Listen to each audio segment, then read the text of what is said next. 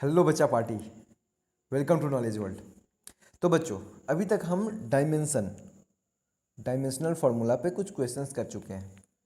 पिछले वीडियो में हम कुछ क्वेश्चंस कर रहे थे, अच्छे क्वेश्चंस थे। हमने फाइंड किया था जी यानी कि यूनिवर्सल ग्रेविटेशनल कांस्टेंट का डायमेंशन। इसके बाद सरफेस टेंशन का डायमेंशन हमने फाइंड किया था। अब इस लेसन में हम इस वीडियो में एक न्यूमेरिकल सॉल्व करते हैं जो बिल्कुल बेसिक है कि आपको मैं फिर से याद दिला दूं कि हाँ ऐसे डायमेंशन फाइंड करते हैं। और उसके बाद हम पढ़ेंगे uses of dimension. Uses of dimension तो अभी पूरा कंप्लीट नहीं हो पाएगा। नेक्स्ट जो लेसन आएगा, नेक्स्ट वीडियो आएगा, उसमें हम पूरा कंप्लीट कर लेंगे।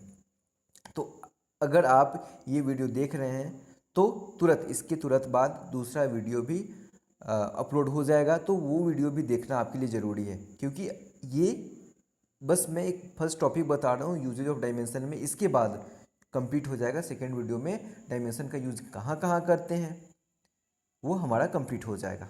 तो चलिए अभी हम क्वेश्चन सॉल्व करते हैं। हमारा क्वेश्चन है एकदम बेसिक सा है। Calculate the dimensional formula of energy from the equation E equals to half M B square.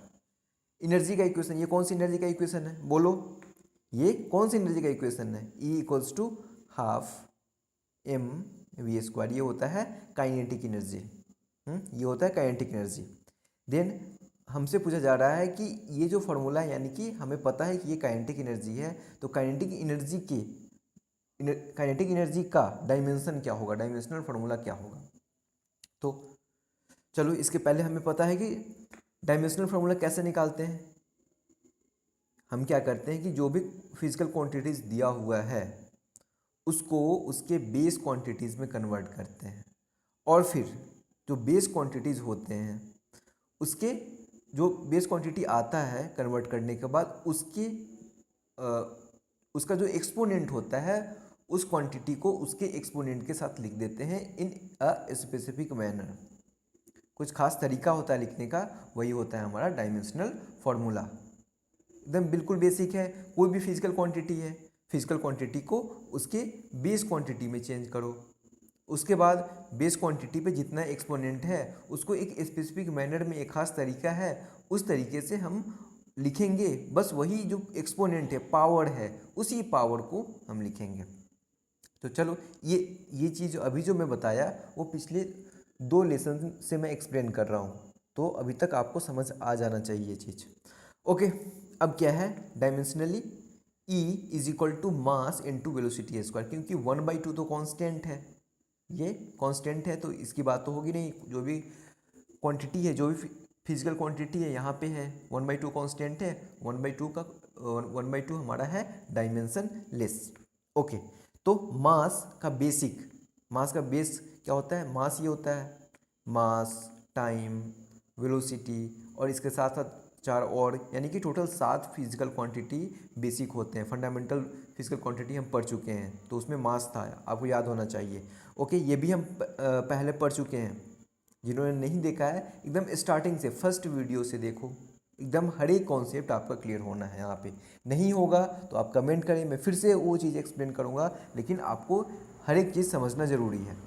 Okay, देखो हर एक चीज़ समझेंगे तभी जाके हमारा कॉन्सेप्ट क्लियर होगा। हर एक चीज़ कैसे समझेंगे हम? ये छोटी छोटी चीज़ों को समझते समझते हम एक दिन हमें लगेगा कि हम बहुत आगे चले गए हैं। तो बस आपको हर एक छोटी चीज़ को समझना है और धीरे धीरे आपको पता ही नहीं चलेगा कि कब आप इतने आगे चले गए। ओके, तो ये मास m है। वेलोसिटी क्या होता है? Length by time. यहाँ पे वेलोसिटी का स्क्वायर है, तो ये लेंथ बाई टाइम का स्क्वायर है। तो अब इसी चीज़ को हम, ये चीज़ मैं जो बोला था कि इस एक स्पेसिफिक मैनर होता है, तो यही मैनर में हम लिख रहे हैं मास L स्क्वायर टी। यहाँ पे डिवीज़न में टी स्क्वायर है तो ये ऊपर जाएगा तो क्या हो जाएगा? टी टू द पावर, यहाँ से टी टू द पावर -2 हो गया ये। तो ऐसे हम क्वेश्चन सॉल्व करेंगे और बहुत सारा। देखो एनर्जी है या फिर वर्क डन। वर्क डन क्या होता है? Force into displacement. Work done के बारे में एक बार और मैं बता चुका हूँ, तो वो भी आपको याद होना चाहिए। देखो जो चीज़ आप पढ़ रहे हैं आपको वो याद होना चाहिए, यानी कि आप इस ढंग से पढ़िए। इस ढंग से कैसे पढ़ते हैं? इस ढंग से मतलब मेरे कहने का मतलब है कि आप इस ढंग से पढ़िए कि आपको याद रहे हमेशा। तो अब फिर ये इस ढंग क्या होता है, इस ढंग मतलब कि ध्यान से पढ़ो और एक चीज़ को बार बार रिपीट करो। आपको एक बार में कोई चीज़ याद नहीं होता है, बार बार आप उसको पढ़ते हो तो रिपीट हो जाता है, याद हो जाता है। तो वही चीज़ है कि रिपीट करना है आपको। आप रिपीट कर रहे हैं तो आपको वो खुद ब खुद आने लगेगा। तो कोई चीज़ आपको समझ नहीं आ रहा है तो उसे डरने की बात नहीं है, उस चीज़ को बार बार देखो, नए तरीके से देखो, कुछ अलग सोचो। बस आप सोचोगे आपको समझ आने लगेगा, समझ आने लगेगा तो अपने आप याद हो जाएगा। आप दुनिया की हर चीज़ें जो आप याद करके रखे हो वो आपको समझ आता है इसलिए याद है। आप रटते नहीं हैं उसे, बैठ के याद नहीं करते हैं, आपको समझ आ रहा है तो याद है। ओके, अब है मैं क्या बता रहा था, वर्क डन के बारे में। Work done equals to force into displacement होता है। तो इसका डायमेंशन देखते हैं। फोर्स का डायमेंशन होता है mL/T⁻²। हाँ, फोर्स क्या होता है, मास इंटू एक्सेलरेशन। मास और एक्सेलरेशन का क्या होता है, लेंथ इंटू T⁻²। तो ये मास इंटू एक्सेलरेशन हो गया। तो चलो ये हो गया हमारा फोर्स का, ये हो, चलो मैं ढंग से मिटा देता हूँ इसे। Equals to force into displacement. अब यहाँ पे क्या था, mL/T⁻², और ये डिस्टेंस है मतलब L। तो L L मल्टीप्लाई हो गया तो क्या आया, mL/2 T⁻²। ये हमारा हो गया वर्क का डायमेंशन, यानी कि एनर्जी का भी डायमेंशन आ रहा है mL/2 T⁻²। वर्क डन का भी डायमेंशन यही आ रहा है, पोटेंशियल एनर्जी का भी डायमेंशन यही आ रहा है। तो यानी होता क्या है कि वर्क डन होता है, देखो जैसे कि एक छोटी सी चीज़ है, एक सरफेस है हमारे पास, सरफेस पे एक मास रखा हुआ है। इस मास को हम इसके सरफेस से उठा के यहाँ तक लेके जा रहे हैं। अब हमारा मास यहाँ पे है, अब हमारा मास यहाँ पे है। तो मैंने क्या कहा कि इस सरफेस से इसको उठा के हम यहाँ पे लेके जा रहे हैं, यानी कि हम लेके जा रहे हैं, यानी कि हम कुछ वर्क कर रहे हैं।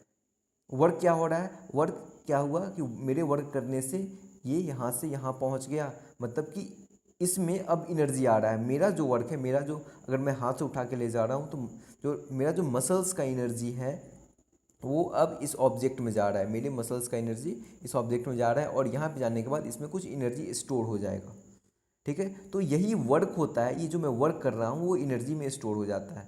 तो ये एक ही चीज़ें हैं, बस थोड़ा समझना है कि जो मैं वर्क कर रहा हूँ, देखो ढंग से समझना, जो मैं वर्क कर रहा हूँ वो इस ऑब्जेक्ट में यहाँ पे जाके एनर्जी में स्टोर हो गया। ठीक है, तो मेरा वर्क एनर्जी में स्टोर हो रहा है, तो यानी कि वर्क का भी डायमेंशन और एनर्जी का भी डायमेंशन सेम होने वाला है। ओके, ये एक इंपॉर्टेंट कॉन्सेप्ट था। अब है यूजेज ऑफ डायमेंशन। डायमेंशन का यूज़ कहाँ होता है, तो यहाँ पे हम फर्स्ट यूज़ देखेंगे इसका। फर्स्ट है homogeneity of dimension in an equation. यहाँ पे इक्वेशन होगा EW नहीं EQUATI। अब बोलेंगे सर को इक्वेशन का स्पेलिंग नहीं आता है, आता है लेकिन कभी कभी ये गलत हो जाता है। ओके, सबसे गलती होती है, मुझसे भी गलती हो गई। इक्वेशन का स्पेलिंग होगा EQUATION। तो देखो, homogeneity of dimension, homogeneity of dimension in an equation, किसी भी इक्वेशन में डायमेंशन का होमोजीनियस होना जरूरी है। अब देखो ये जो वर्ड है, ये जो सेंटेंस आप देख रहे हैं, बहुत सारे लोगों को बहुत मुश्किल लगा होगा, देखते बराबर लगा होगा कि नहीं अब इसे आगे नहीं पढ़ना। ऐसी बात नहीं है, बिल्कुल आसान है।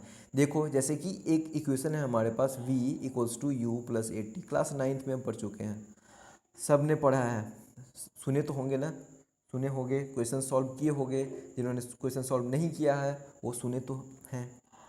अब यहाँ पे देखो ये क्या है, वेलोसिटी, ये है वेलोसिटी, यानी कि ये, चलो सीधे डायरेक्शन नहीं लेते तो ये स्पीड है, ये भी, ये इनिशियल वेलोसिटी है, फाइनल वेलोसिटी है, डायरेक्शन नहीं लिए तो ये भी स्पीड है। ओके, ए इंटू टी की बात करते हैं। चलो मैं थोड़ा इसे रब करता हूँ और A/T पे बात करते हैं। A/T, ये वेलोसिटी है हमारा, ये स्पीड है हमारा, ये स्पीड है हमारा, ये क्या है वही हमें देखना है। तो ये तो पूरा रब हुआ नहीं, तो मैं जल्दी से इसे पूरा रब करता हूँ। हाँ, अब देखो, अब स्पेस है यहाँ पे A/T। ए मतलब क्या हुआ, एक्सेलरेशन, एक्सेलरेशन मतलब वेलोसिटी बाई टाइम, और इंटू टी यानी कि टी से टी कैंसिल हो गया, हमारा आया वेलोसिटी। यानी कि ये भी वेलोसिटी, ये भी वेलोसिटी, ये भी वेलोसिटी, अगर डायरेक्शन छोड़ दे तो ये भी स्पीड, ये भी स्पीड, ये भी स्पीड। ओके, मतलब डायरेक्शन की बात नहीं कर रहे हैं तो ये भी स्पीड है, यानी कि हर एक स्टेप, हर एक इक्वेशन का ये जो फर्स्ट टर्म है, सेकेंड टर्म है, थर्ड टर्म है, हर टर्म होमोजीनियस है। इसका ये जो दे रहा है यही चीज़ यहाँ पे है, यही चीज़ यहाँ पे, यानी कि हम ऐड जो कर रहे हैं v is equal to U plus A T, यहाँ पे ऐड जो कर रहे हैं हम, वो एडिशन क्या हो रहा है, वो एडिशन हो रहा है, सिर्फ वेलोसिटी को ही ऐड कर रहे हैं। फाइनल वेलोसिटी क्या होता है, initial velocity plus acceleration into time, बीच में जो एक्सेलरेशन हुआ और कितने देर के लिए एक्सेलरेशन हुआ, तो उस समय वेलोसिटी क्या था, तो ये भी वेलोसिटी ही है, ये भी वेलोसिटी ही है, यानी कि वेलोसिटी को वेलोसिटी के साथ ऐड कर रहे हैं तो हमें मिलेगा फाइनल वेलोसिटी। ये चीज़ समझना जरूरी है। तो डायमेंशन क्या देता है कि डायमेंशन से हमें पता चलता है कि जो इक्वेशन है वो होमोजीनियस है कि नहीं। होमोजीनियस मतलब कि हर एक टर्म एक ही चीज़ दे रहा है कि नहीं, यहाँ भी वेलोसिटी, यहाँ भी वेलोसिटी और ये भी वेलोसिटी दे रहा है। चलो एक और एग्जांपल लेते हैं। एक और इक्वेशन है हमारे पास, x equals to U T, क्या है, लेंथ है, U T, U into T. अब देखो यू क्या है, distance by time into time, time से टाइम कैंसिल हो गया डी, यानी कि डी का डायमेंशन अगर हम फाइंड करें तो ये होगा एल। तो एक्स का डायमेंशन एल है, डी का भी ये u into T, U into T, U into T, यहाँ से आया डी बाई टी। यू मतलब क्या हुआ, distance by time, velocity equals to distance by time into time, time से टाइम कैंसिल हो गया, डिस्टेंस आ गया हमारा ये एल। उसके बाद देखो हाफ जो है हमारा, हाफ तो ये डायमेंशन लेस है, कांस्टेंट है ये, एक्सेलरेशन इनटू टाइम का स्क्वायर, तो एक्सेलरेशन इनटू टाइम का स्क्वायर तो ए टी स्क्वायर। तो एक्सेलरेशन क्या होता है, velocity by time into time square, velocity by time ये एक्सेलरेशन हो गया और ये टाइम स्क्वायर है। अब अगर मैं इसे डायरेक्ट लिखूं तो यहाँ से क्या हो जाएगा, डिस्टेंस बाई टाइम, ये वेलोसिटी का हो गया और ये टाइम, तो ये टाइम मैं मल्टीप्लाई कर रहा हूँ इनटू टाइम स्क्वायर, तो ये टी स्क्वायर हो गया, T into T, T square हो जाएगा और ये टी स्क्वायर हो जाएगा, फिर हमारा बचा डी, डिस्टेंस। यानी कि यहाँ भी ये डायमेंशन ही दे रहा है, किस चीज़ का, लेंथ का, ये भी यहाँ भी लेंथ का।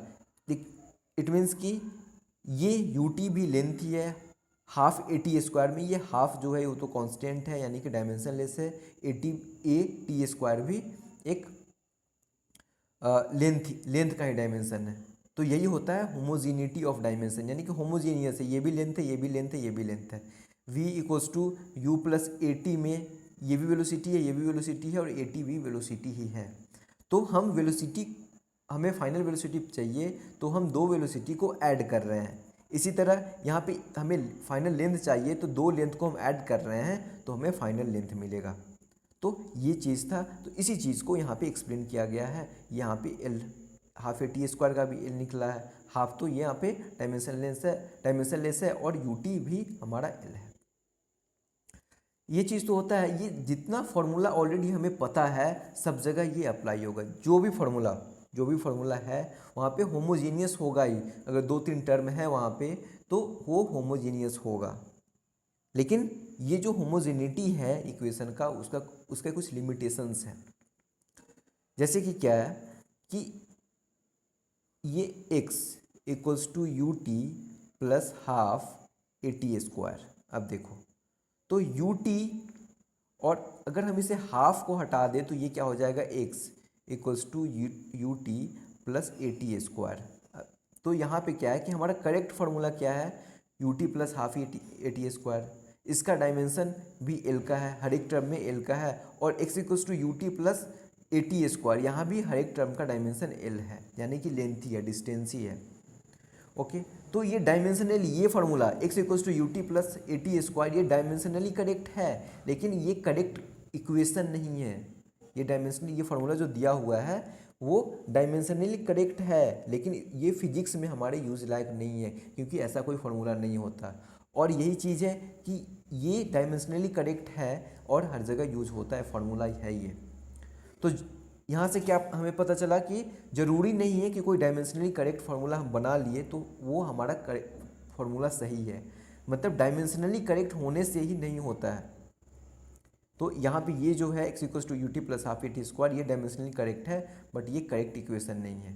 तो होता क्या है limitation, dimensionally correct equation need not to be actually correct, but a dimensionally wrong equation must be wrong, ये चीज़ भी ध्यान देना है। सिर्फ आधा अधूरा नॉलेज नहीं होना चाहिए, पूरा नॉलेज होना चाहिए। जो डायमेंशनली रॉन्ग इक्वेशन है वो रॉन्ग होगा, ये फिक्स है कि अगर कोई इक्वेशन हम बना दिए और वो डायमेंशनली रॉन्ग है तो वो रॉन्ग होना ही है। लेकिन अगर कोई डायमेंशनली करेक्ट इक्वेशन हम खुद से बना दिए तो ज़रूरी नहीं है कि वो करेक्ट इक्वेशन ही होगा, वो भी रॉन्ग हो सकता है। तो ये इसका यूज़ है, बट उसके साथ ये लिमिटेशन भी है कि लिमिटेशन क्या है कि हम वहीं पे यूज कर सकते हैं जो ऑलरेडी फार्मूला है, वहीं पे यूज कर सकते हैं। और जो भी फार्मूला नया बनता है वो तो एक्सपेरिमेंटल होता है, एक्सपेरिमेंट के हिसाब से हम फार्मूला बनाते हैं। हम नहीं जो साइंटिस्ट, मैंने तो नहीं बनाया फार्मूला, साइंटिस्ट ने बनाया है। ओके, तो ऐसे हम आगे, ये तो बस एक ही लिमिटेशन था इसका, एक ही यूज़ था। आगे हम और सारे यूजेस भी पढ़ने वाले हैं।